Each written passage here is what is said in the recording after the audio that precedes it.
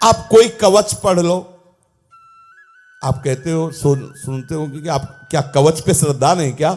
नारायण कवच, राम रक्षा स्तोत्र, मतलब अब जब बचपन से लगे हैं तो लगे ही हैं। बताया इतनी चालीसा थी, शिव चालीसा, ये चालीसा, वो चालीसा, पहले सुबह चालीसा चालीसा बहुत से पढ़ के, सब कवचों का कवच है भगवत नाम का एक तार, निरंतर भजन, निरंतर चिंतन, बस। सब कवच सत्य हैं, सब कवच महिमामय हैं, लेकिन माया के प्रभाव से बचाने के लिए एकमात्र भगवती स्मृति ही कवच है, दूसरा नहीं। यह भी बात समझ लेना। नारायण कवच धारण किए कोई तुम्हें छू नहीं सकता है, लेकिन तुम तो छू सकते हो। समझ रहे ले? आप छूले की वृत्ति से रहित हो जाओ, इसके लिए हरि स्मृति कवच चाहिए।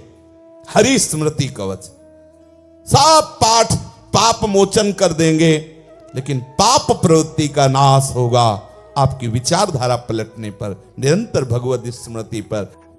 हम ज्यादा रोएं गिड़गिड़ाएं ना इस विषय में कि हे कृष्ण हमारा काम नष्ट कर दो है। हम आपको असली बात बता रहे, को रो के भी देख लिया है। मतलब इसलिए कुछ बातें ऐसी होती है, हाँ, यमुना जी में खड़े होके, गंगा में खड़े होके खूब रो रो के देख लिया है। फिर बात क्या समझ में आई, काहे को जितनी देर रोते हो, हाय हाय करते हो, कृष्ण कृष्ण बोलो, राधा राधा बोलो। समझ रहे हो ना? पक्का समझो, कभी रोना नहीं पड़ेगा इस विषय के लिए कि नाथ मुझे बचा लो।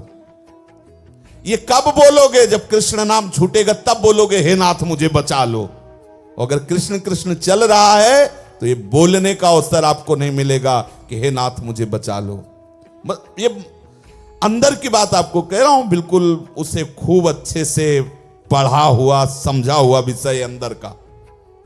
जब हम भजन छोड़ते, जब हम नाम छोड़ते हैं, तभी कोई न कोई ऐसी कमी हमें परास्त करती है, हमें फिर पुकारना पड़ता है नाथ मुझे बचा लो।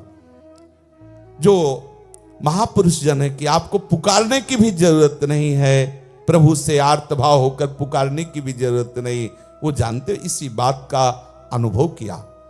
जहां भगवान नाम चल रहा होता है वहां फिर अन्य किसी आर्त के लिए या किसी जिज्ञासा के लिए या किसी संपत्ति आदि की प्राप्ति के लिए इनकी तरफ देखना नहीं पड़ता। सारा वैभव, सारी सामर्थ्य उसके चरण चूमती है।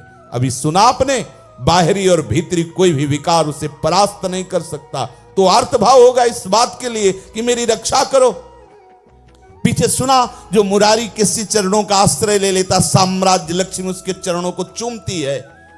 श्री कृष्ण चरण आश्रित किसी वैभव के लिए आकांक्षा करे, हमारी निरंतरता में कमी ही हमारी परास्त होने की वृत्ति है। वो हमारे पास है, कोई हमें परास्त नहीं कर सकता। हम स्वयं से स्वयं में परास्त हो जाते हैं, हम अपने ही दांव में फेल हो जाते हैं। बैठाल लो हृदय में, बैठालने की बात कह रहे नहीं, ये प्रश्न आपके हृदय में कई बार उठेगा और हो सकता है वो आपकी आस्तिकता की धरा को हिला दे कि इतना पाठ करता हूं, इतना भजन, और ईमानदारी से करता है, ऐसा नहीं साधक। वो ये भी अनुभव की बात कह रहा हूं। अगर हमसे जो गलती हुई, अगर वो गलती प्रकाशित हो जाए, आप सब हम एक ही उसमें बैठे हुए हैं, हमारे अंदर में जो गलती चिंतन हुआ, जो गलती वृत्ति आई, अगर वो गलती प्रकाशित हो जाए तो कोई नहीं कहेगा कि भजनानंदी है। समझ में आया?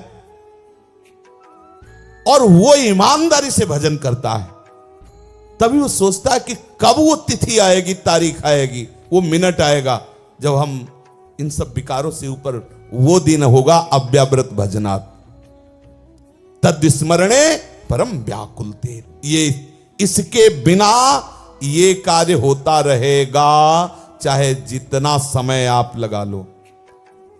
बिल्कुल फाइनल की बात समझ लीजिए।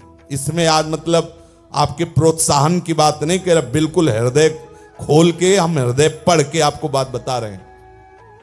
जब तक आपके भजन में निरंतरता नहीं आएगी, तब तक विक्षेप पड़ता रहेगा, माया का आकर्षण आपको प्रभावित करता रहेगा, आप लड़खड़ाते रहेंगे, आपके अंदर अशांति बनी रहेगी, आपको पूरा का पूरा बल लगाना है निरंतरता के लिए। नाम अपने पास तो अभ्यास के लिए गुरुजी ने सब सामग्री दे दी है।